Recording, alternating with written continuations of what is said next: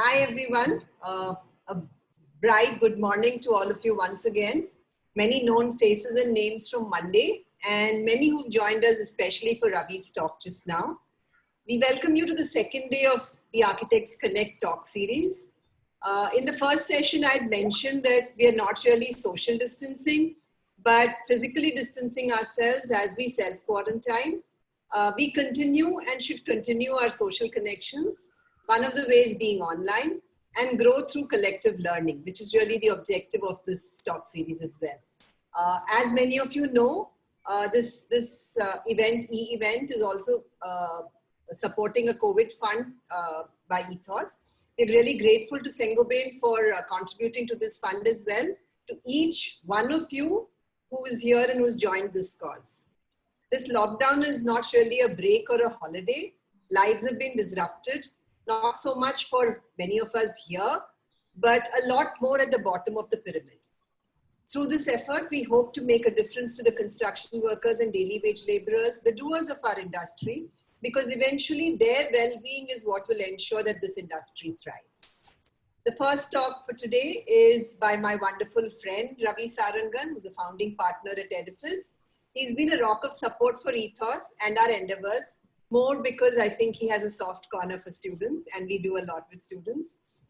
Over the last 3 decades, Edifice has risen to become one of the premier design establishments in the country, offering master planning, architectural and interior design consultancy services across residential, hospitality, health, education, and commercial verticals. Edifice believes in anticipating and implementing market trends rather than following them. So Ravi, we look to you through this crisis also, how you're going to really maneuver. In this talk, we will learn about an architect's pitch to the client, site analysis, space program calculations, bylaws, and more. Over to you, Ravi, to spill the beans on your secret sauce. Thank you, Geeta. So let me begin by wishing all of you a good morning and safe stay at home. Don't venture out, and I begin by starting with my presentation. The topic which was given to me was the secret sauce for office designs, and these are my chefs. The chefs who worked on these projects. You're going to see soon some of them. So some of them out here are Naveen Thomas, Sanjay Srinivasan, Sanjay Nayak, Vedanta Saikia, and Sachin Bhatt. As Vami had mentioned day before yesterday about before COVID and after COVID, offices tomorrow, work from home. And whenever you're investing in mutual funds, you always see right at the bottom the need for offices subjected to market risk. Please read the documents carefully before investing. So it's the same out here. Read the outcome of the coronavirus pandemic carefully before designing one. Seriously, study your client thoroughly before embarking on a mission, because soon you're going to see ads like these. I just got this on WhatsApp yesterday. 4-bedroom hall kitchen, Siddhivinayak Realty at Ahmedabad. Please see the bottom. Key benefits: social distancing. Bungalow is easy, flat is difficult. Risk of getting infected, low and high. Complete isolation, easy, difficult, and so on and so forth. Stupid. But this is the kind of clients that you're going to face in the future post-corona. But I am an eternal optimist. I've always believed in, India can win even if there is 36 runs needed in the last over. You need to stay calm. You need to be staying positive. Even Vami had mentioned this day before. We're going to see exponential growth, which is going to be inclusive because there's going to be service and labor industries. Primarily, you're going to see sectors such as manufacturing, pharmaceuticals, healthcare, technology, automobiles boom in India, because the whole world has put all eggs into one basket, and you've seen what's happening to that basket and how it has spread around the world. So, whenever we face challenges as a country, we've really scored very well. So right from the beginning, when you had milk shortage, and then Anand happened, and how Verghese Kurian turned it around for India. We had a rice shortage, and Dr. Swaminathan came up with a new hybrid variety, and then we turned it around. We were living in a land where there was just ambassadors and Fiats, and then you had Sanjay Gandhi come in, introduce the Maruti into India, and then India changed. You had the Asian Games changing India, prior to the Asian Games, we had this black and white TV, and then how television changed beyond Asian Games, color TV, and then all these channels came around, more transparency came in. We had the tsunami, we had the plague, and then finally we were almost bankrupt in 1991 when Narasimha Rao we had to pledge our gold. At that point in time, Narasimha Rao turned India around along with Manmohan Singh and Chidambaram. And so we are seeing an India which has fought all odds, and we'll come out winners, because that's the way. The resilience in India is very, very, very high. So coming back to the topic, and today I'm going to be talking about initially what makes up an office design, and then I'm going to give you 3 case studies. So I'm going to be talking about how traditional workspaces have evolved, how greenery has kind of got into the system, why is art important in a workplace, how does a company go about its vision and branding, and finally, how is technology playing a big role in office design. So in a traditional work style, you had, linear departmental flows, you had uniformity, you had a very static environment, the ownership was individual, you had a very clear-cut pyramid in place, which led to complacency, and then finally it was all individual driven. The new age work style is diverse. Look at your own office, for instance, your own architectural studio. At Edifice, you're seeing your complete diversity. As opposed to linear departmental flows, you have cross-functional flows, you have a very interactive environment, you're mobile, you've got a huge load of knowledge transfer happening thanks to Google and otherwise, and it's always a collaborative culture nowadays. You hear about this all the while. Internet of Things has changed things around. You can locate people, you can study efficiencies.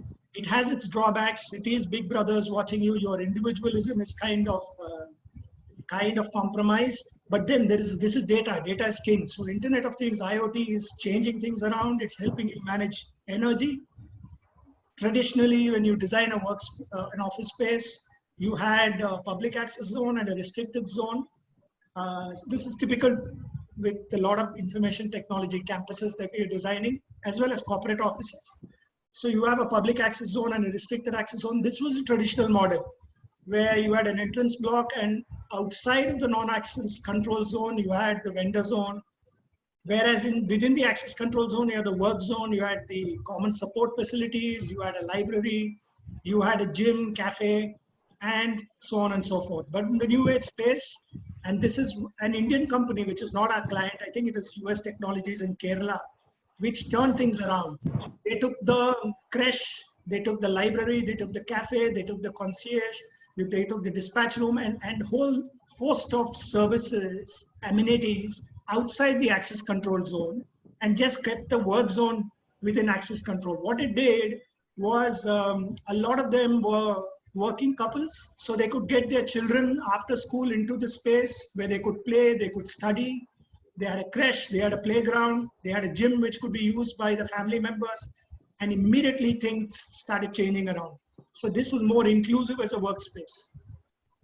Typically, coming back to work modes within an office space, you have 4 C's to cater to. You have spaces which enable concentration. That's where you sit on your workspace, you need concentration. You need to, obviously, architecture is all about context. It has to belong to the company, to the region, to the people. You have to give spaces for collaboration. I just mentioned to you, it's no longer individual. It has, and these collaborative spaces, don't mistake them for breakout areas. They are spaces where you could meet, work, or work in isolation as well, along with a couple of other 2 more team members or 3 more team members. And then you have connect and confidential discussion areas. With these are your meeting spaces, which could be external or could be enclosed. So these are the 4 C's which determine space planning. When you come to a flow plate, you find that in addition, how they are dispersed across the flow plate. And then we have something known as a neighborhood concept. So a large flow plate typically is divided into, and I'll come to team sizing later on, is divided into work zones, which is concentration. You have contextual spaces where you meet. You have collaborative spaces where you again meet within an enclosed space. And then you have collaborative spaces. So these are some of our examples of each of these zones, spaces which have been done by us over the last 3 decades, where you have formal meeting rooms, informal meeting rooms, you have huddle areas, and you have breakout areas. When architecture and interior design is all about anthropology, where you study the humans. We've all evolved from hunter-gatherers, where we work together as a team of 15 to 20. And you will find that even in a workspace, beyond a team size of 15 to 20, it becomes Dilbert land, it becomes chaotic, and hence it's necessary that you design spaces, you design zones which are limited to about 15 to 20, and then you have a break, you have a collaborative zone, then again you do another space of 15 to 20. This is a result of study of humans. You have ethnography, which has to reflect culture, the culture, and why I chose India is because primarily all our projects are within this country. And you have to reflect Indian culture. You need spaces where you can celebrate. You need spaces which define the character. By celebrate, I mean, you know how we celebrate all festivals in India.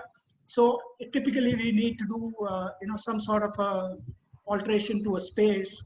While if you had thought of this space in the beginning, where you could design it for, the culture of the space. And bear in mind that every office cannot be a Google. One size does not fit all. You have to, and I'm going to explain to you how this design process evolves. Typical Indian city, where you need to reflect culture, you come from a crowded environment. So you need to create these calm spaces within your workspace. You cannot be creating chaos. I've seen so many offices today, trying to ape Google and become a showroom of interior products. We don't believe in that. I think you need to make your spaces calm. And here's a great opportunity to counterbalance social issues. So while you are coming in from a chaotic environment, you're traveling through, complete chaos, and then you come to a place where it's calm. And so this is something that, I personally realized even from working from home. While I thought it's going to be a difficult phenomenon, I found that it's less stressful. You can concentrate. It's calm, primarily because I think you feel comfortable sitting in your space. So I think the idea is to reflect a home in your office space. Continuing on Indian culture, we are oral. You must have heard Mr. Narayan Murthy say we love to listen to our voices, Indians especially. We never are great listeners. So we need to have plenty of aids to document, to be incorporated into the meeting areas. We need a lot of elbow room. We tend to congregate. So the floor plate should function like a town square. And hybridity. This is something that we want Indianness and nostalgia in every space that we are designing, which adds to the high cool quotient. So this is the famous Indian term jugaad. So when you're designing spaces, you need to take care of, a Starbucks kind of an environment, as well as, tapri chai wala. So you would have seen in many of your offices, your employees would rather go to the tapri than have the tea that you serve in the office. So you need to cater to all these kinds of environment. Important aspect, there is this gentleman called Kamal Mittal whose TEDx talks on biophilia was an eye-opener for many of us. In Paharpur Business Center in Delhi, he went on to create a space where he's used indoor plants to such an extent that is 3 plants per person, typically money plant, areca palm, and mother-in-law tongue, which reduces pollutant gases, reduces stress, improves the indoor environment, air quality. It's very, very critical that you introduce biophilia into your office spaces. Some of these spaces that we've designed, right from TCS to Lupin to Credit Suisse, where we've got natural plants within our workspace. Also, we tend to forget, and this is, it happened by chance to me. One of my clients turned out to be one of the biggest collectors of art, JSW, and I realized the importance of art in a workspace. It enlivens, it makes a statement about the company culture, it contributes to a knowledge work environment, extremely creative, and introduction of art, it leads, pays rich dividends. It is intangible, but it is needed in a workspace. Some more images of how art, right from Anish Kapoor to Shilpa Gupta to to some of the biggest names in India, have been Bharati Kher. And it was great. It was great meeting and working with these artists. Typically, as architects, you would, you always carry a feeling that the artists would, carry a baggage of ego. It's the other way around. I think they are extremely humble, very down to earth, willing to, kind of study your space and come up with art which could be even customized to your space. So it was a great eye opener for me how art can, completely revolutionize the space. Finally, vision and branding, very critical. Every single client of yours would want their branding to stand out. And we as architects have a role to play in ensuring that it doesn't go above board. There has to be a proportion, there has to be a pattern, there is a shape. And typically you have branding consultants to work along with you to evolve these solutions. Coming to something which is extremely important. Once we get back to our office, we are all going to be checking out the indoor air quality, something that has been prevalent for a long time, but we tend to ignore it. We tend to have minimal air changes. So air quality is extremely critical for a healthy workspace, and so as well thermal comfort. Now, typically because of air conditioning being an energy guzzler, we tend to go either overboard or we downsize air conditioning. So it's critical that not only do we optimally cool the space, but we also take care of while you're doing the architecture, ensure fundamentals are adhered to, and you don't take in heat. And then if you're working in a developer space and you're doing the interiors, obviously you need to go in for some sort of a treatment to your windows as well as introduction of glass shells, etc. When it comes to lighting, obviously daylighting is the best. When you're designing the space, the shell, right from the shell, you should ensure that there is enough daylight penetrating into your office. While you're working on the interiors and it's a developer space, you first identify which are your maximum daylight zones, your moderate zones, and the poor daylight zones. Also, you could play with light shells so that bounce light penetrates deeper into your office. And once you achieve your lux levels, determine your workspaces. Assign your workspaces closer to the windows, closer to natural daylight. Get your enclosed spaces into the moderate zone, and ideally places like training rooms and all should be in the poor daylight areas because you don't need natural light in those spaces. Another aspect that we tend to ignore is acoustics. So you need to absorb, you need to block, and you need to cover. Very critical. We don't realize the importance of acoustics, and you need to engage an acoustics consultant into your project. Sound can play a havoc. It can be a huge stress generator, and therefore it's critical that just by putting a ceiling tile which has a high NRC is not sufficient. You need to engage a specialist while catering to the acoustics.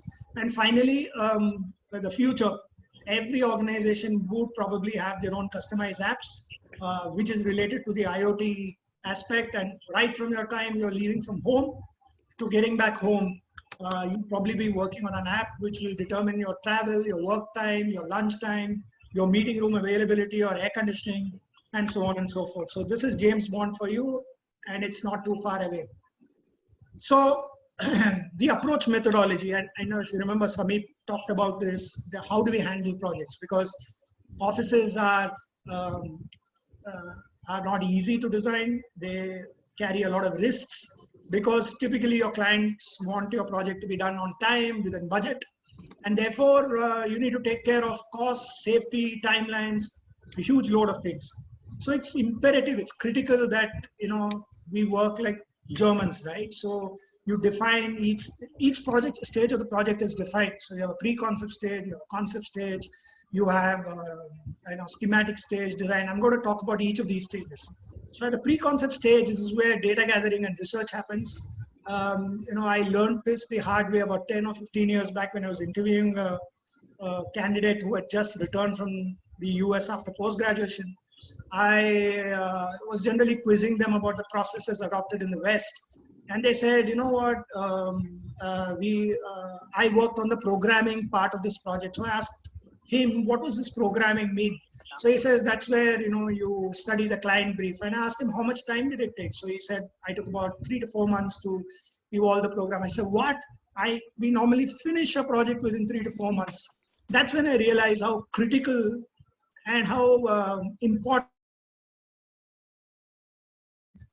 on creating a client brief. Typically what we would do is we would take this Excel sheet from the client, which has all the requirements, and then we start on the drawing board or we start on the computer, and it's a mathematical problem converted into an architectural problem.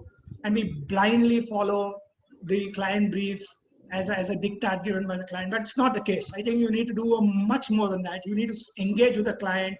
You need to evolve a brief together, because generally we've seen that the client, like when you go to a doctor, do you actually ask him, give me this medicine because I'm suffering from this illness? No, right? So there is a diagnosis done. So similarly, we need to do a diagnosis. Of course, we do a site analysis, we do contextual research, we do, study the codes. But you see the third point, a questionnaire-based research.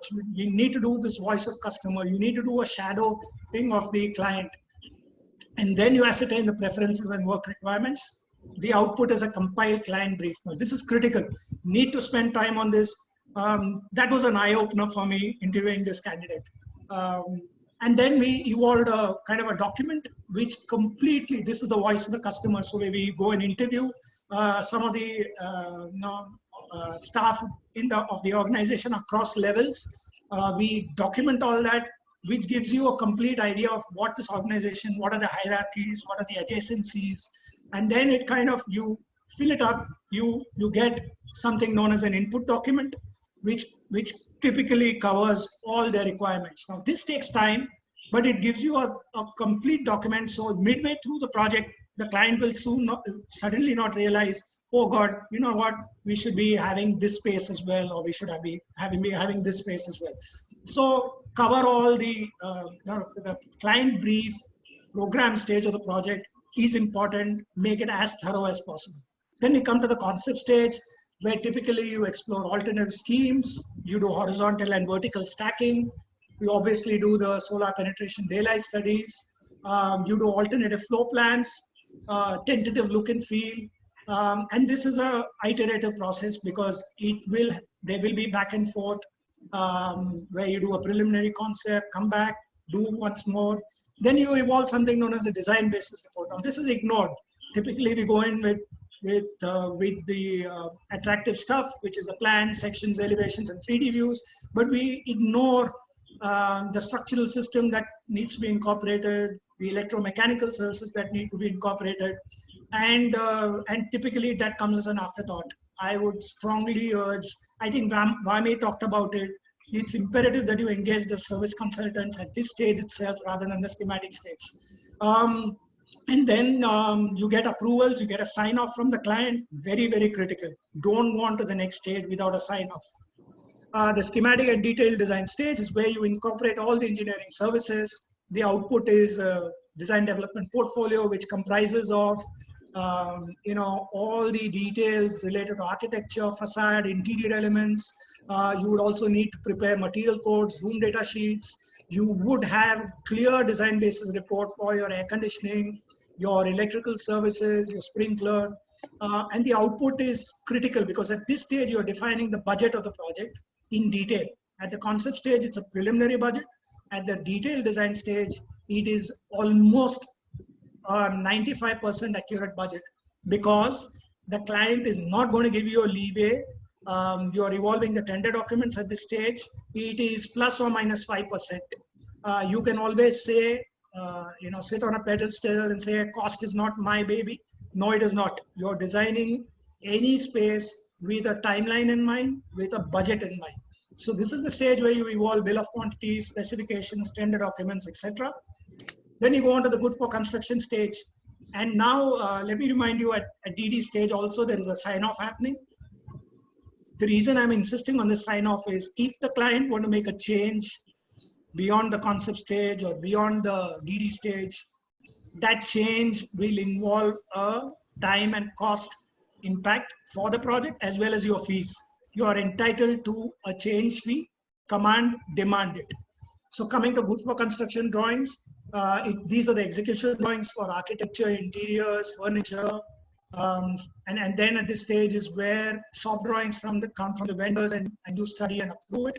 So there is a GFC portfolio for all the above disciplines. Ideally for any project, this portfolio needs to be in place before construction starts at site. Now, it is utopian to think that this can be achieved in 9 out of 10 projects. We try to achieve it and have been successful in at least 5 to 6 out of 10 projects. The balance 4 is where you release, maybe there is a substructure, there is a basement, you release those drawings first, because typically excavation and piling is another contractor. And then you release the superstructure above as a separate contract along with finishes, tender document, because you never have the time to finish all of this. The client always is in a rush to get this project started. So good for construction drawings can be given in 2 or 3 packages. And then during the construction phase, your role does not end with release of GFC. You have to track the drawings. You have to maintain version control. You need to have, and this is something that we do very diligently. We always, the performance of the vendors are rated by us. Another important document that you need to keep from start till the end of the project is RFI tracking. There is request for information generated by the vendors. You need to maintain a log which is updated, but it doesn't, you don't have to. So it starts with what are the issues that the contractor is facing, what are the who's going to provide the solution, what is the solution, and how long has it taken to render the solution. So RFI is very critical. A very important role from our end is quality observation. We need to ensure that whatever you've designed, whatever you have specified is adhered to at site. Now, that can only be done when you pay your visit once in 10 days or once in 7 days or once in 15 days. You have a mobile camera, you have or a professional cameraman. Please take site photographs, document all the issues, prepare a weekly schedule report and send it to the client or send it within the organization, because that helps the design team document all the errors if there is any committed by us, document all the errors committed by the vendor, and therefore a quality observation. As architects, it's critical that we have quality observation reports. And then there is a query resolution protocol which is defined by the client or the project manager, and we need to follow that protocol. Here's an example of how we do our quality assurance. We take a snap, we mark it on the plan. The red is the issue and the black is the solution which has been rendered. Very critical. Also, it's also on the on an Excel sheet. If the solution that you render is acceptable or not acceptable, we also have pictures on the Excel sheet. When was the date? What I mentioned earlier, what was the quality issue? Where was the location? Take a picture. Which vendor is it related to? When was the issue raised? What is the recommended solution? Was it solved, not solved? How critical it is? Very critical, because you want to finish the project on time. You want it error-free. Now, typically what used to happen in the past and what is different now is in almost all our projects, you rush and try to complete it before time. But then the snag list, de-snagging took almost the same time as a project. And we never did right the first time around. So it's critical that you do it right the first time around. Take your time. And despite that, you will have errors at site. You also have a risk and mitigation plan. At the end of the project, you review the as-built drawings which are prepared by you or the vendor. And you also, at the elapsed of the risk liability period, you visit the site and see whether everything has been carried out. Although budget and schedule is not managed by us and it's managed by the PMC, you need to be aware of the costs and timelines as an architect. Now, this is something that I've seen the younger architects kind of ignore. It's critical that you cannot be depending on your quantity surveyor to evolve the bill of quantities and estimates. You need to be aware of costs. You need to be aware of how long a particular activity is going to take. I'm not asking you to be fully knowledgeable. You need to be aware is what, because then it helps you in your design process. So I'm going to take you through 3 case studies. three projects chosen, which is small, medium, and large. And the three different projects at three different locations. One is for Amar Raja Batteries, the makers of the Amaron battery at Tirupati. Don't mistake it for Tirumala. Tirumala is on top. Tirupati is the base where the bigger town is. Medium size is the competition that we won, which is the Ministry of Renewable Energy headquarters at New Delhi. And the large one is the TCS campus at Pune. Now, ingredients for the sauce, while the taste may differ because of the climate, context, and client, there is no compromise on the fundamentals of architecture. Light, ventilation, environment, energy has to be taken into consideration. You know that whenever we are, architecture, the minute we are putting something on Mother Earth, we are damaging the environment, right? Office buildings are the biggest damage that you can do to the environment. So what can we do to reduce that, damage? One, we could think of various forms of, construction materials, etc. But one big aspect is the ecology, because that is your biggest guzzler. What can we do differently? So in almost all the newer projects, we're doing something known as radiant cooling as opposed to conventional convection cooling. Remember, I think one of the participants asked this question to Vami about green and sustainability. This has to be embedded in your design. It cannot be an afterthought. So you're going to see three different flavors in three different presentations because we have three different groups who have worked on these presentations. So there's going to be different fonts, different imagery, but that's what diversity in design is all about, right? So starting with a small sachet, the tomato ketchup sachet is the sauce. The ingredients for making of the Amar Raja battery headquarters at Tirupati.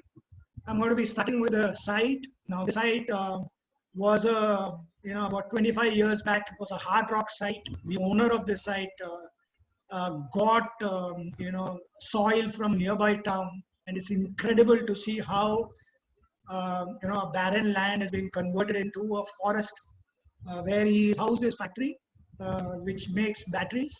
And batteries means there is lead. So the entire environment, all the opposers didn't want this factory there. So the chairman went on to say, okay, I'll build my home as well out here.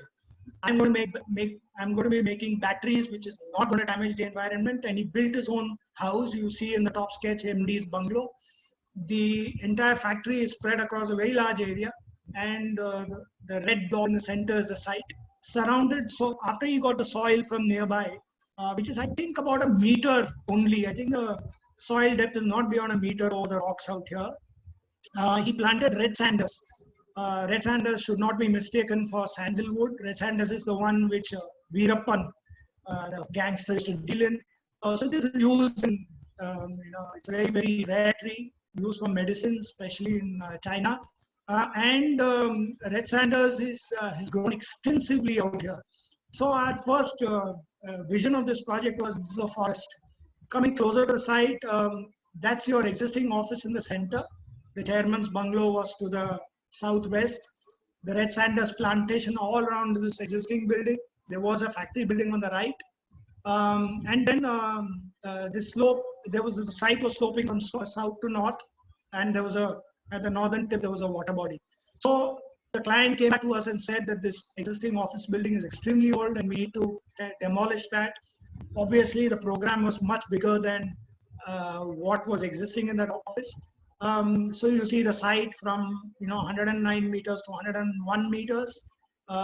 We were between the 107 and 103 mark, which was a 4-meter drop. And then you see the water body on the northern side. So the proposed development was around 80,000 square feet. What we had intended to do out here is not allow the building to cross 3 levels because we wanted it to be as tall as the red sander trees out there. We did not want the building to shout or stand out. We wanted the building to be, we're going to see that later, how we've dealt with the appearance of the building. So we wanted the design to be around this nature. So we had some reference images of how the built mass, some of the built masses were built around trees or within trees, around courtyards. So that was the existing building. That was the extent that we determined would be needed to achieve the program. There was a road on the northern side. There was a factory on the eastern side. So we had three clear departments coming in out here, and therefore we decided that it could be placed along these three axes. The reason we chose these thin footprints was because of light penetration into your workspace.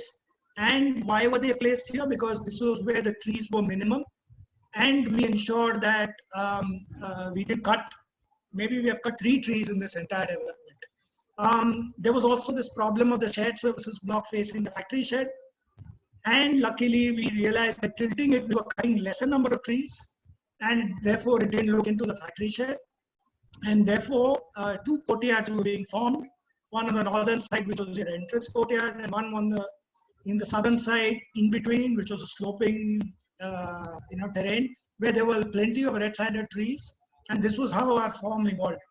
An axonometric view of how the departments were then laid out. Pay attention to this. This grid was a 10 meter by 8 meter grid.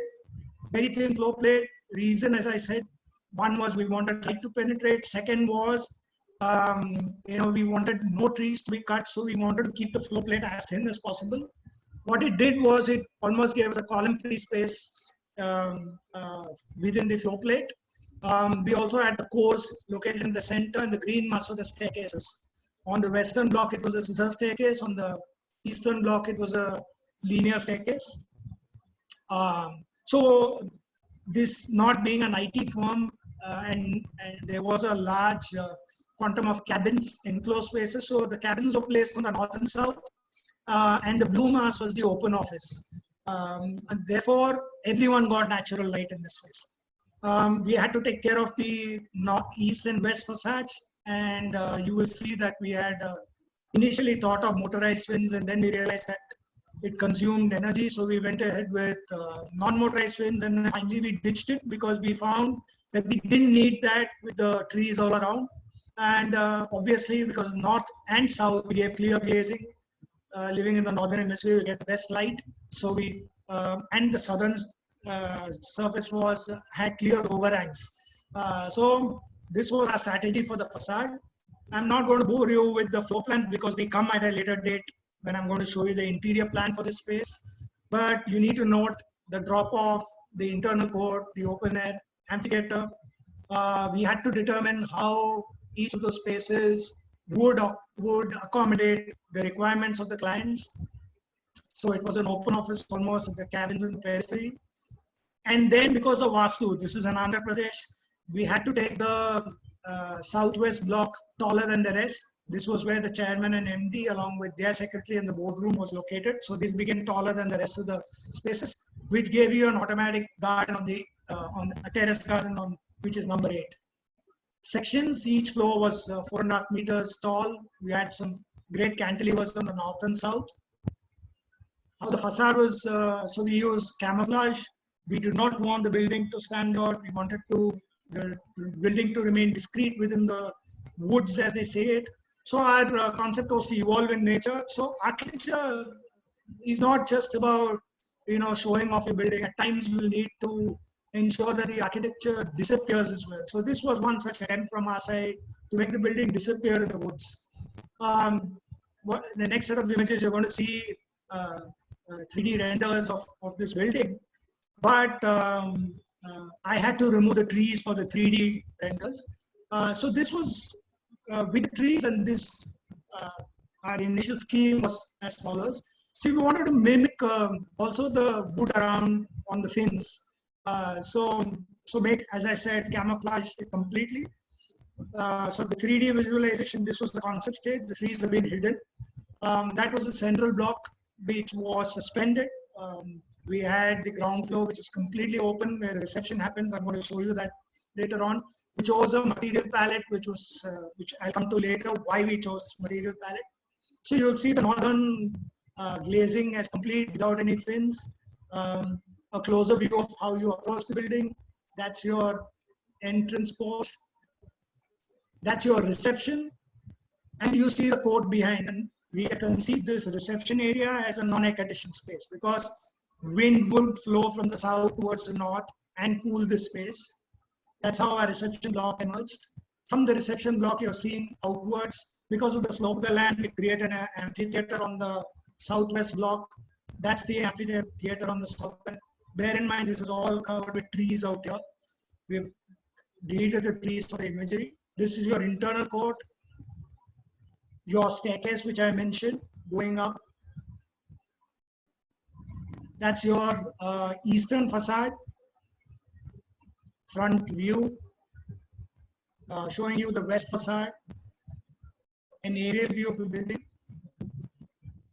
How do we choose the materials? We chose concrete because it would completely disappear in the color scheme as a materiality. We had never experienced playing with exposed concrete. It was a challenge out here.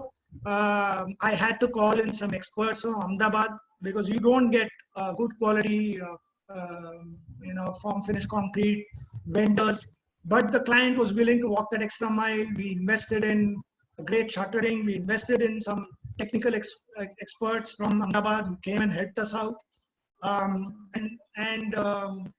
The glass that we had chosen was a clear reflective, but the client preferred a gray reflective glass because what we saw was, even from the northern side, there was some amount of glare coming into the space. So we wanted some amount of a tint to the glass. We had initially thought of copper, then we went on to aluminum, and then for the fins, but then this was finally dropped.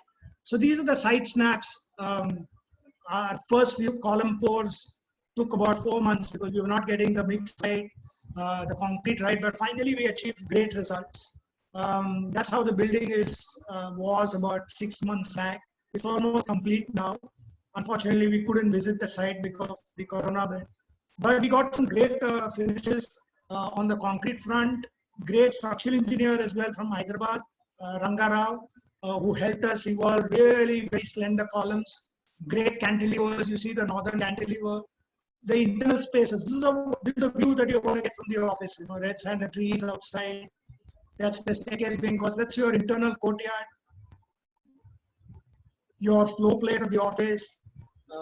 Great amount of light filtering in. What you see on the right-hand side is the quality of concrete. That's your staircase going up. To the left bottom image, please pay attention. That's my radiant slab. We've taken pipes concealed in the slab, which will cool the slab. That's radiant cooling for you. That's almost getting completed. We've gone in for brown quota stone out here. I'll come to the materiality later on. That's your internal work, which has started. We are planning to expose all our air conditioning services. So great factory finished ducts are appearing at the side. View of the internal courtyard. That's the skylight for the terrace, for the staircase, sorry. That's a view of the site in the night. Now, when we went on to do the interiors, this was Sanjay Nayak who worked. The earlier architecture was done by Naveen Thomas. Then we had Sanjay Nayak doing the interiors. His intent was to establish a very sensitive framework. He had to respect the architecture. He had to respect the context and how he evolved the spaces. So when he went to study the site the first time around, this is how he documented it. So he saw this concrete, he saw the cantilever greens, he saw the landscape changes from. So even when you're doing the interiors, you need to take a look at the architecture extensively and the surrounding. So he saw the landscape change from lush green to barren. That's how Tirupati is. Hot, dry, as well as humid actually. It's a very different climate zone. Panorama from the south, how the build form engages with the landscape, the central wing, how we saw the exposed concrete. And then we went on to see the Salk Institute. Some of us went to the West Coast a few years back and were completely bowled by what Khan had done at the Salk Institute. We had these semi-open extensions, we had these build forms, great spaces. So that's how we started imagining the reception area to be, with traditional colonial furniture. These were the two forms. So he worked on the entrance entry experience as well. You remember I told you it's an open space, so how the landscape would speak to the entrance podium. And how he created these, we had straight forms as meeting rooms. He wanted to create two skewed forms as meeting spaces within the reception area, and how it spoke to the two wings. So coming to the layouts, this was how although the architecture was defined, we started experiencing the interiors from the entrance porch. We had these screens, timber screens, which would ensure that birds would not come in, but air would flow in. How the indoor, outdoor spaces would speak to one another.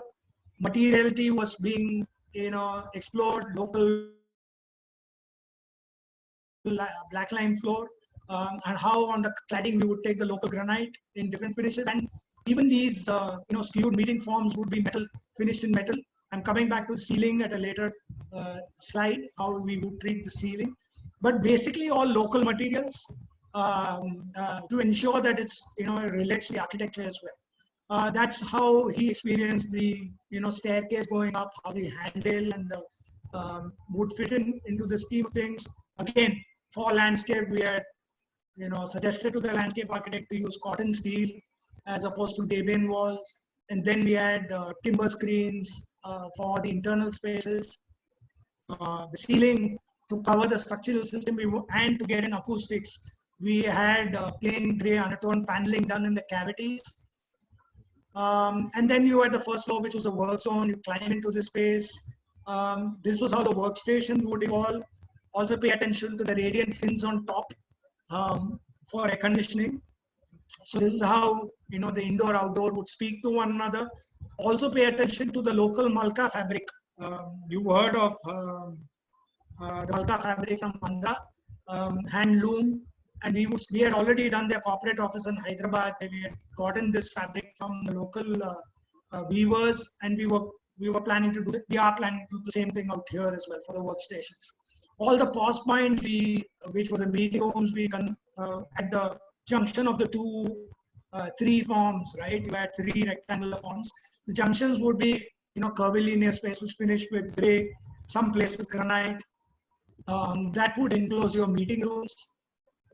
This was a view of the corridor. So we took care that none of the workstations came close to the windows. We had the corridor there, and therefore there would be no issue of glare into your workspace. Granite again to be used on the light masses. So how, you had these pause points, you had these intrigue spaces before you entered onto the next zone.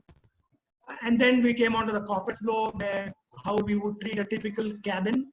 You had a desk, you had a meeting space, a larger cabin.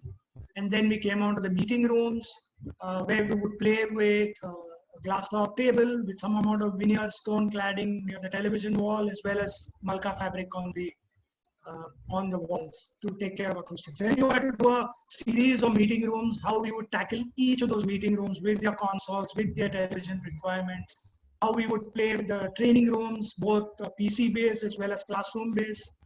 The reason I'm going through all this is part of a concept portfolio, which entails all of this when you are presenting it to a client. The larger meeting room, and then finally the circular boardroom, which was on the executive floor. This was the way we had explained the journey into the boardroom. You had a pause point where we had a traditional inlay form on the floor, and then you came to the circular room. This was a demand from the client because they had always had a circular boardroom in all their earlier facilities. And then we realized why it was important, because it's a non-hierarchical table. So this was the belief in the organization. It's not where some head sits at the table. You could see each one's faces when you are discussing. Acoustics was a challenge, but we took care of it with an acoustic consultant. And then very critical that how you create an AV chart, audiovisual chart for the entire facility.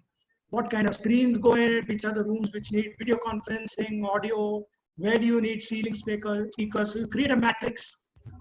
And then finally we came into the chairmen and the managing directors. So we got it from Sanjay Nayak. Specifically wanted the vendor to source this marble from Rajasthan, and we use this in hexagonal form on the cladding.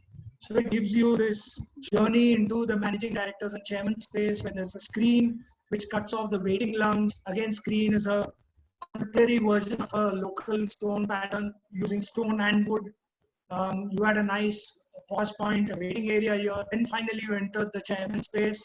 Now here is where they intended to get the best of furniture from across the world.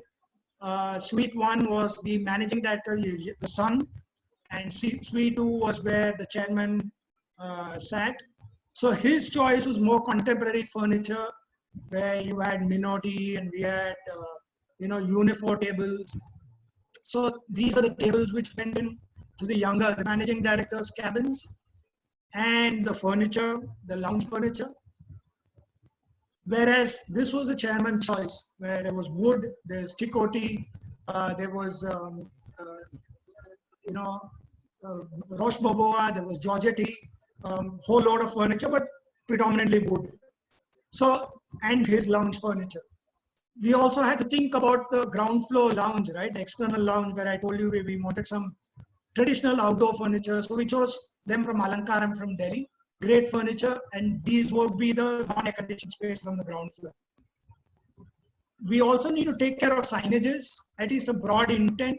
Now, this is where the signage consultant also plays a role. How would the signages gel with the entire space? So I've covered the small, and now I'm going to the medium. Now, the medium and large will not take time, but I just wanted to show you how a small size project is taken care of. Now, this was a competition for Urja Bhavan. How am I doing on time, Geeta, Sonam? How much time do I have? So I have about 10 minutes, I think. So I'm going to rush through this. Yes, it will be nice to do, because we have a lot of questions also coming in the chat box. So I think what you need to do is, Sonam, you need to group these questions, because the reason I want this presentation and the next to be shown is because it's idiot proof. A lot of those questions would be answered in this. Nice. That's the reason I think we'll keep the question and answer session short and sweet, but just try compiling it. So this was a 2.76 acres site. The client wanted it as a net energy positive building, very close to Jawaharlal Nehru Stadium. Very, very complicated site. It was along the north-south axis, so you had a large surface facing the west. We had a very small sliver facing the main road. We had to take care of that. But this was a great opportunity to show a net positive building. So that was how the floor plate evolved. We split it into two, tilted it, created an atrium. We had to take care of the west, the loo winds, as well as the heat in Delhi. How we went about the massing strategy, created the public zones on the lower floor. And then you had the core in the center, where we created this atrium. And then that was the lift. Then we created the core on the western facade, which blocked heat as well as some pollutants from the western side. But then we also needed to create this, you also got the winds from the west. So we perforated the western edge. We did not air condition the atrium and common areas in this building. That's how we reduced the demand. These were the typical floors. And then finally, we had the top floor for the top glass with great views. Finally, the roof rack which came on top, which had my solar panels. The southern facade of the building was where we went in for additional solar panels because we needed to generate energy. That's how it looked. These are my solar fins, and luckily we didn't have a building opposite us, so we had great amount of natural light falling on the surface. On the eastern facade, we went in for biofins, which has been done in the past as well. Although it doesn't carry too much heat, we wanted to reduce the temperature on this facade. This has been done by Rahul Mehrotra in Hyderabad, as well as Dean DeCruz. I think how we carried some of the pipes so that the heat ingress is reduced. The western facade, we blocked it completely. I told you we had to give in some punctures there. Also, what we did below the solar panels was we went in for the same strategy. To reduce the heat out there, we had some plants near the chillers, which also acted as a filter, which carried air intake into the chiller, had to go through these plants. So what did we do? We optimized the building design. The window wall ratio was 27%. We enhanced the solar panel area from the roof to the southern facade. We went in for an insulated wall section. We also went in for biofins on the eastern facade. So these were the views of the building. I am not going through the plans and the interior views, but we wanted to show you our competition entry.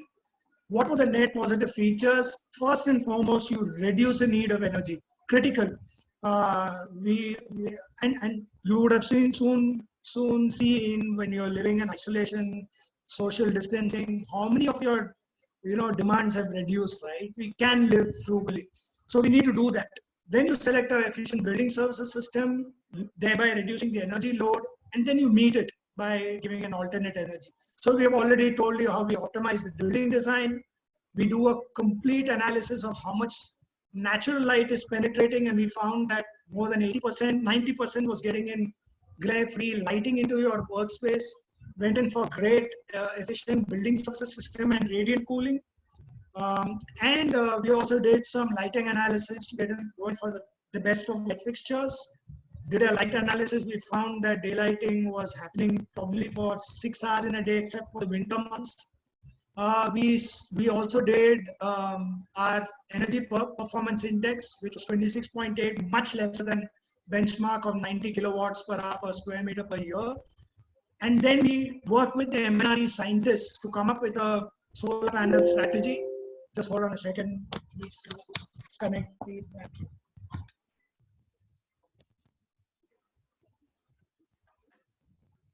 Yeah, so we found that your energy consumption was 1225 megawatt hour in a year, and we managed to generate 1645, thereby becoming net positive. So that's not just that, right? In a net positive building, you also energy positive. You also need to take care of water. We also did a study. We recycled water, and we found that with rainwater and collected rainwater, we were meeting the water demand, and also take care of waste. And therefore, you create an energy positive building. Hopefully, it will stand out as an iconic structure there. Then finally, a large campus, and this will be another 5 minutes. That's it. So the large campus was for TCS at Hinjawadi, and please note size of the ketchup bottle. We had already done on the southwest side a very large campus for TCS, and this was on the northeast. The red blob you see, it's close to 10 acres, close to 1.5 million square feet, 15 lakh square feet, this building. And we called it the terminal because this was how we saw the similarity. It was catering to about 4,000 people. This is T2, and this building too would be catering to that kind of a volume. So what we did was we had your entry defined, you had your vehicular entry defined. That's my terminal. Number 10 was a security check area for the entire crowd. And then we had a large parking area defined. And these were the two towers which were coming on top, 12 and 13. And then you had on the eastern side the utility block. By utility block would be a wrong statement. It was a powerhouse there for generating power for this area. Then we had the bus entry, sections defined clearly, very critical for a large site because of the volume of traffic. How are you going to handle the traffic?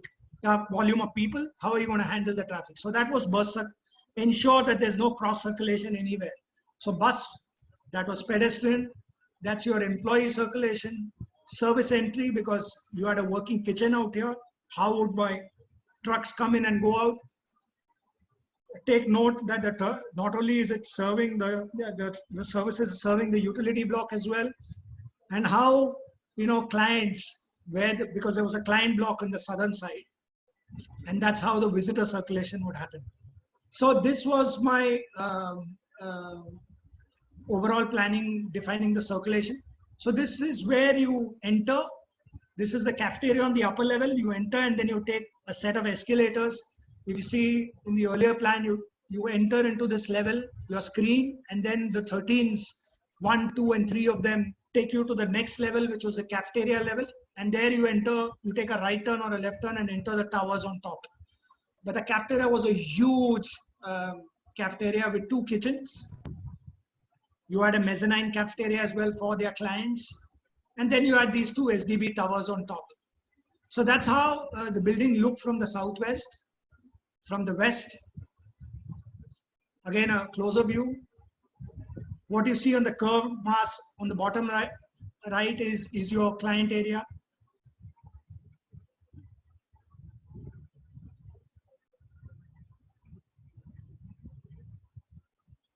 a close-up of the bus drop. That's where you are entering your security check area, which is non-air conditioned. You see the escalators, then the tower, between the tower and the customer care center, the internal courtyards, view towards the cafeteria. As I told you, all the rest of the areas are non-air conditioned. Your customer care center entrance, that's the block customer care center from the end. A typical flow, now again, if you see, all the workspaces are taken closer to the windows. This is a central core. You had the toilets, you had the lift cores in the center, thereby giving natural light to the workspaces. Various options. That's your close-up of the ground floor customer block area. The tower on top. The key features. What it did was north-south orientation, no-brainer. So we take very little heat into your space. Also, what we have done is most of the corridors are non-air conditioned. Your entry area is non-air conditioned, so you had a lot of cross ventilation. That's how you're reducing a demand. You had open collaborative spaces within your workspace, a large area on top for the solar panels. Energy efficiency features. The non-air conditioned areas, we're using these giant fans, solar panels on top.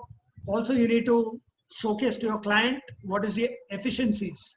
So we found that our spaces were very efficient in terms of spaces. That's about it. So I've covered 3 spaces. Now I'm open to questions, and I'll try to answer each of those. Thanks a lot, I went in at express speed because I had to show you scales and how they're handled. Yes, yes. In fact, that was a fantastic talk. You actually began with thoughts on optimism and resilience, the evolution of design, workflows, collaborative spaces, how the collaboration of ideas from, you brought in anthropology, biophilia, and art, and how all of this makes more meaningful spaces. So thank you for sharing the secret sauce and the 3 variations, although you rushed through them.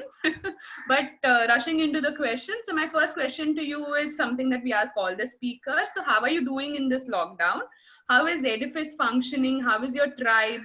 What changes or systems have you set up to emerge out of this crisis with minimum impact, or are you taking it low and slow? I think the first thing that we did was we saw it coming, and about, I think, a fortnight back, shifted about close to 100 odd machines. My IT team did a great job with shifting 100 machines to our individual homes. We thought that all our projects will be going full tilt, and therefore we need to cater to that to demand. Right. Suddenly we realized that one after the other, clients started sending out mails, just go slow down. So it's going to be a tough time the next 3 or 4 months. But I as I said, I'm genuinely an eternal optimist. I see a lot of opportunities coming into India, which is going to be inclusive. It's not going to be a growth which is exclusive. It is going to be inclusive because we're going to get into manufacturing. We're going to get into service industry. We are going to generate a lot of workforce, skilled labor. So one I think a great opportunity out here for all of us as architects is to ensure that our labor gets skilled, right? So how many of us have actually talked to our smaller contractors, told them, what, your workforce, you need to get them trained at an ITI or some private institution so that they get to the next level. And I'm so happy to note today that, poverty levels have dwindled. You're going to face a situation which is temporary in nature, but over time, I think we are sitting on a great opportunity. India is going to kind of zoom forward, but maybe after 6 months from now. So in continuation with your talk on resilience, let us take the idea of evolution of design. So do you think open office layouts will still be relevant with reference to the pandemic? Do you think that completely virtual office environments may be perceived spatially? Do we see like after the lockdown that if offices decide to kind of segregate between really essential spaces to the ones which can, or functions to the ones which can be converted to a virtual mode, do you think architecture will be important only in that individual end then, and not really uh, to as a necessity of a physical building at all? I don't want to think along those lines at all. You're predicting doomsday for all of us. I am, as I said, this too will pass. You cannot be working in isolation beyond a particular time. No matter what you can call it, social distancing, etc., etc. We'll find a remedy. We'll find a medicine. We'll find a vaccine. But what this has shown is the one slide where I showed you, we need elbow room. In almost all our spaces, when you're designing spaces, the code tells you to do it for 10 square meter per person, right? I think it's time that we realize this. We respect 10 or go beyond 10. Maybe go in for 12 or maybe 15 square meter per person. I think that's where you are going to. So I'll tell you what, in these 15 years I've seen where we have designed offices at 15 square meter per person and having come down to 77 square meter per person in the last 10 years. Because you want to fill it up with people, you want to make it as dense as possible, compromising on toilets, compromising on fire escape, compromising on several fronts. So my feeling is, and I won't be wrong in this when I say this, offices will get less dense. Offices will be needed. How much of it is needed, time will tell. But you cannot be throwing them out of the window. As I said, even when we are designing offices today, there are many where the sales and marketing team do not sit in that office. They're always on the move. They are mobile. So we create these bullpen workstations for them. We create these temporary spaces for them. Over time, we have realized in the last 5 years that dedicated workspaces are getting lesser and lesser, and non-dedicating is increasing. That means I can sit anywhere and work within that office space. Activity-based workspaces are coming in. By that I mean, you want to concentrate, you go to a small isolated space. You want to work with 2 people, you could go into a small huddle space, or you could go and work in a place where it's an enclosed space and you get privacy there. So work styles are changing, work environments are changing, but one size does not fit all.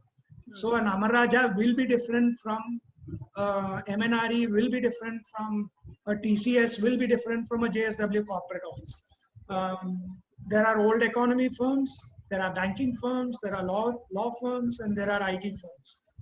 But you can't have a IT Google space applicable for everybody. Right. Right.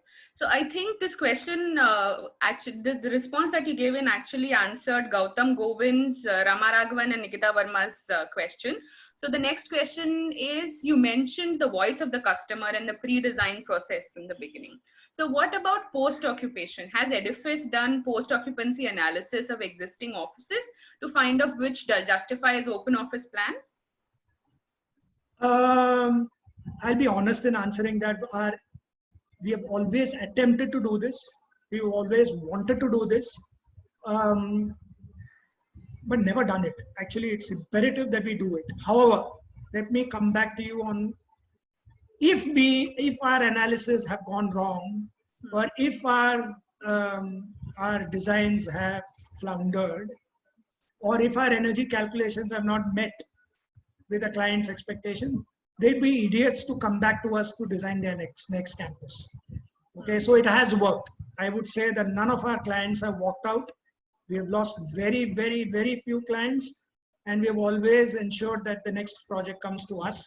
And therefore, I think we have delivered. But very, very important question you've raised, and time and again we have discussed it internally, that we need to engage with our clients, find out whether our designs have worked, whether our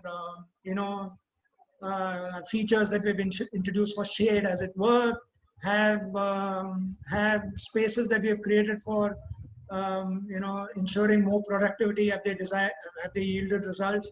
Let me give you, these things were done initially when we did the Vodafone headquarters in Bombay many years back. The client had asked us to come and demolish a mill and create a tower there, or create a swanky office, and they had invited few architects and we went ahead and we said, no, we'll retain that mill. And we created, and it was adaptive reuse. I think probably the first project in Bombay where there was of a scale of that size, where we converted a mill into a workspace. And believe me, after that, so many clients came to us and said, "Arey, humko ye mill bhi convert kar do." So Godrej soaps, many offices were done where we retained the mills. And the Vodafone came back to us and said, because of the north light, because of the open spaces, because of the greenery, they shared a calculation with us where they said that people are working more out here, their productivity has improved, their bottom line has improved. So it was heartening to hear it from a client. But we should be doing it. To answer your question, as architects, I think we need to keep keep ourselves engaged with the client.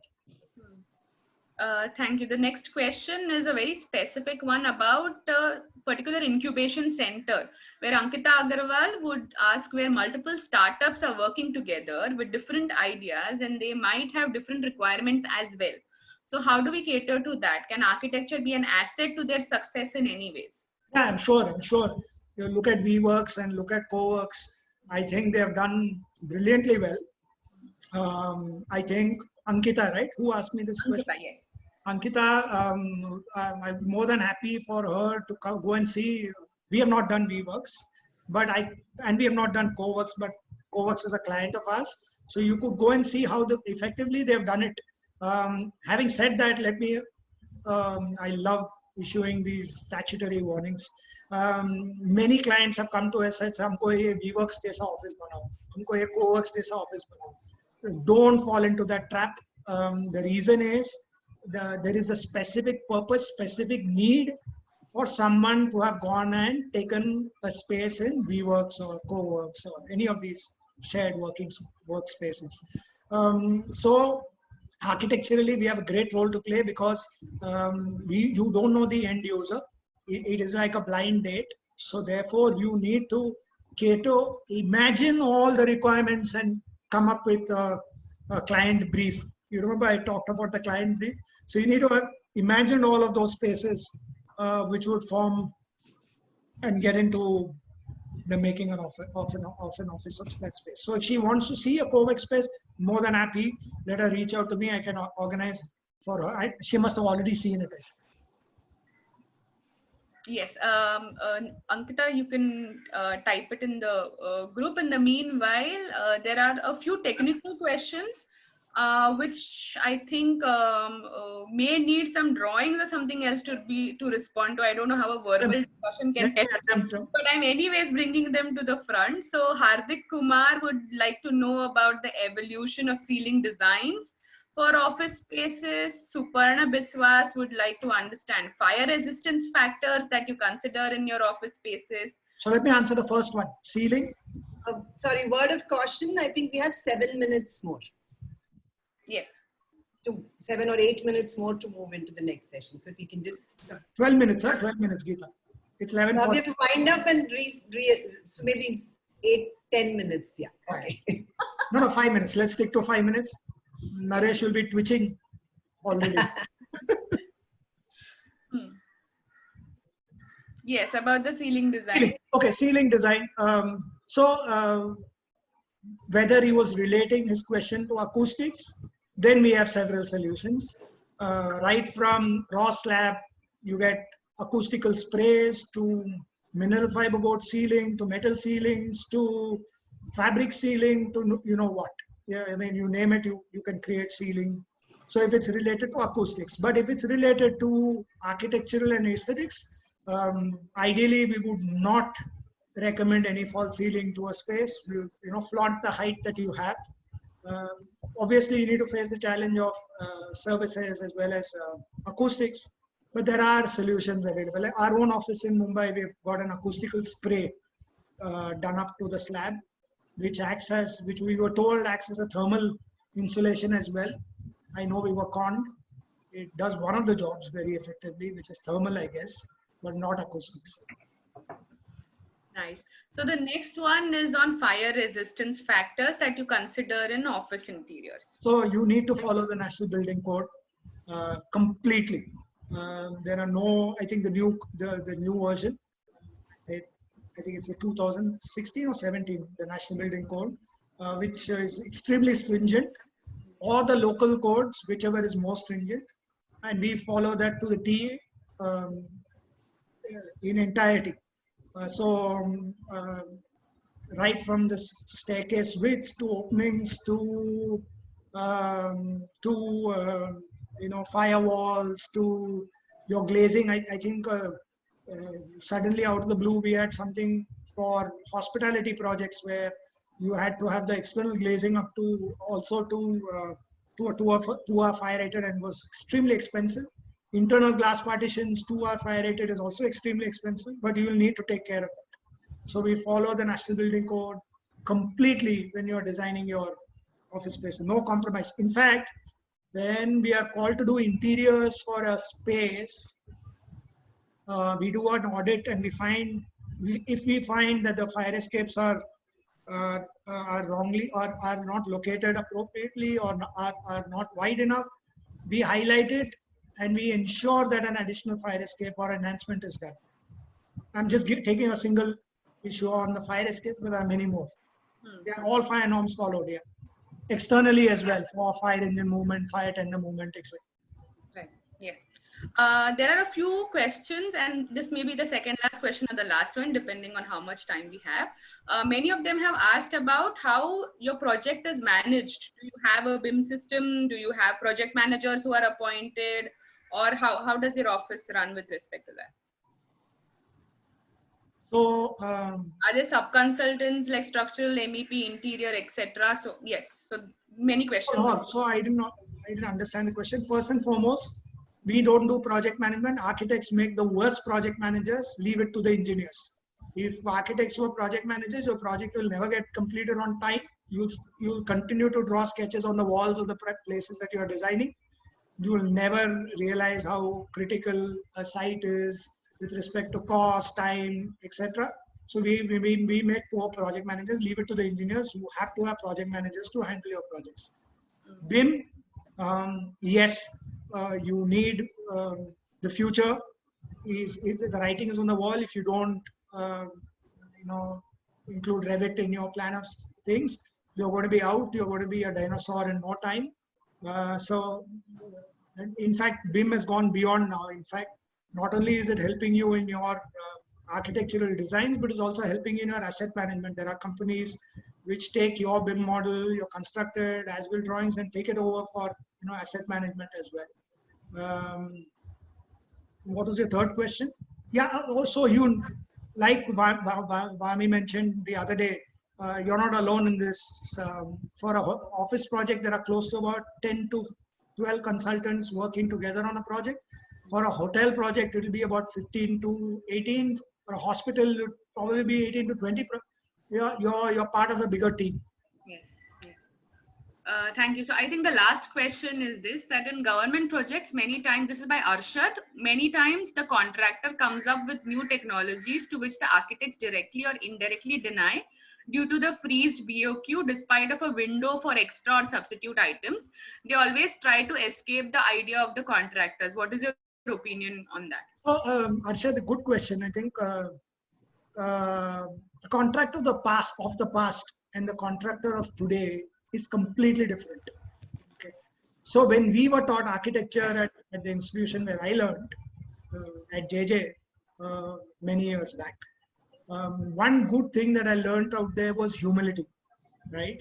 I think the minute you come out of the college, the first thing that you learn is from the mason at site, from the carpenter at site, from the barbender at site, and from your own peers. And I have no hesitation to admit that I learned from my team, some of them who are maybe fresh graduates of architecture, right? So once you adopt that attitude, your ego is out of the window. I think as architects, we need to have a zero ego approach towards practice. That way, you're going to learn to appreciate your contract. So the contractor of yesterday was there to make money.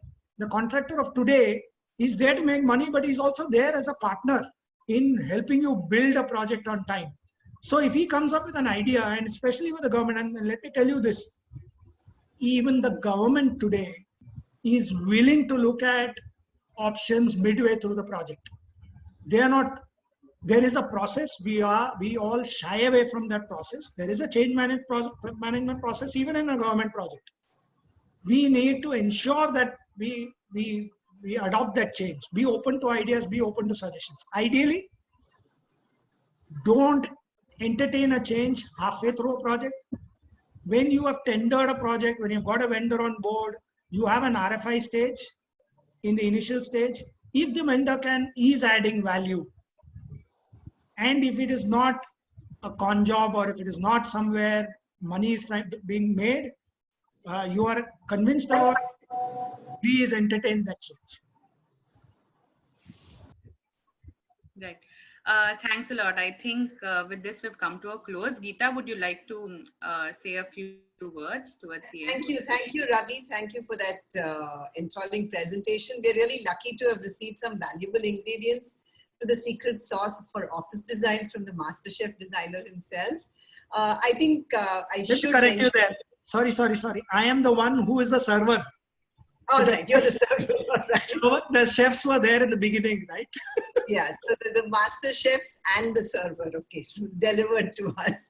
If you'd like to be, like it to be said that way. But I think it's important to mention here. I'm so delighted that all of you are sharing and giving off your ideas. I think that's so important because it creates this culture of collaboration, as I said earlier. And I think it's important for all of us to be giving to that extent.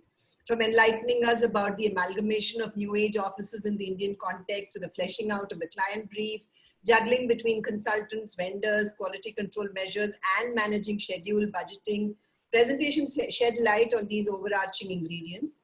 You then gave us some specific ingredients through the projects of 3 different scales you showcased, from which we received crucial insights as to how sustainable and inclusive practices need to be embedded into the design process. Thank you again, Ravi, for joining us in this talk series and, of course, supporting this relief fund. For all those who've enrolled for the next talk by architect Naresh Narasimhan, please hop onto the broadcast at 12 noon using the corresponding link that has been shared. See you all there soon. Thank you. Thank you very much. Thank you, everyone. Bye. Thanks. Thanks a lot, architect. Stay safe at home. Bye. Yes. Thank you for that beautiful presentation. Thanks, Jan.